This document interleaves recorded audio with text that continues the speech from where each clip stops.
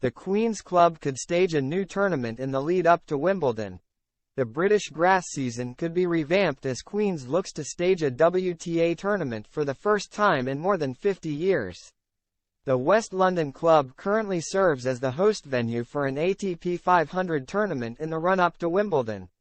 Under new plans, the women would compete the week before the men, but it would come at the cost of other British grass court tournaments.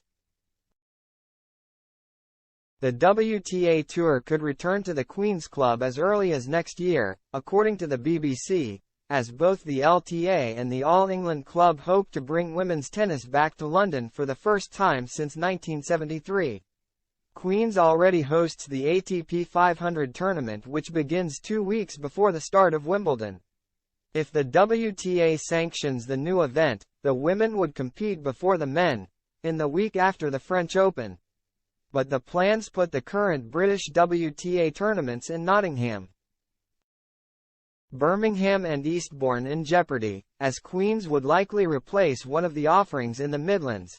Currently, Nottingham and Birmingham operate as WTA 250 events, while Eastbourne, played in the week before Wimbledon, is a WTA 500 which often attracts top players looking to prepare for the third major of the year. If Queen's does go on to stage a 500-point women's event, Eastbourne would be downgraded to a 250. A WTA 500 at Queen's wouldn't be an addition to the current British grass season calendar,